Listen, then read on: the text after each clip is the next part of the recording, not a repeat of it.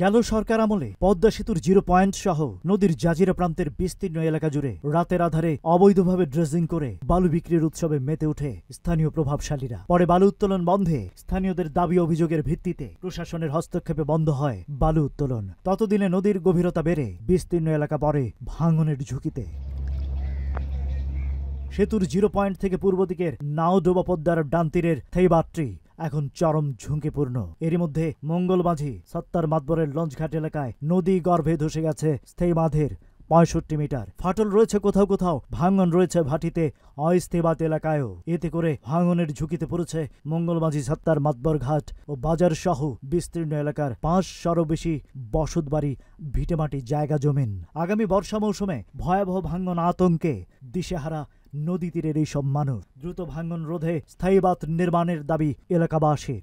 অনেক ক্ষতি হইতেছে। আগে আমাদের বাড়ি ছিল ওইখানে, তখন ভাঙতে ভাঙতে এখানে এসে পড়ছে।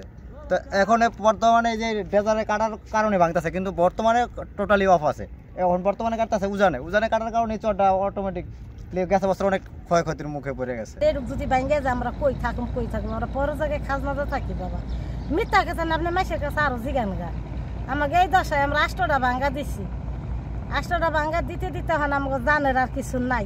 আরো সুন্দর করে বেড়িবাঁধ দিয়ে দিলে আমাদের জন্য একটু ভালো হয়, আমরা বাঁচতে পারি। এছাড়া মন করে আমাকে বাঁচার কোনো কায়দা নেই। এদিকে ধসে যাওয়া বাঁধ মেরামত সহ সকল ঝুঁকিপূর্ণ অংশে ভাঙন ঠেকাতে বালি ভর্তি জিও ব্যাগ ডাম্পিং কাজ শুরু করেছে পানি উন্নয়ন বোর্ড। ভাঙন রোধে পূর্ব প্রস্তুতি রয়েছে তাদের।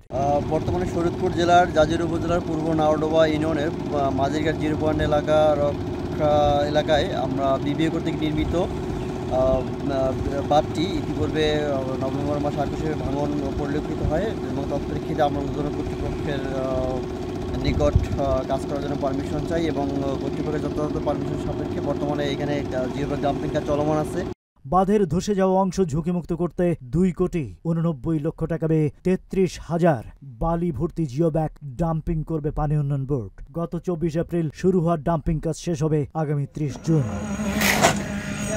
পদ্মা সেতু থেকে পূর্ব দিকের তৈরি ২ কিলোমিটার বাঁধের মধ্যে বর্তমানে ঝুঁকিপূর্ণ ১ কিলোমিটার। আর ডিপিপি থেকে অর্থ বরাদ্দ পেলে এই ঝুঁকিপূর্ণ অংশ ঝুঁকিমুক্ত করা সম্ভব, এমনটাই জানিয়েছে পানি উন্নয়ন বোর্ড।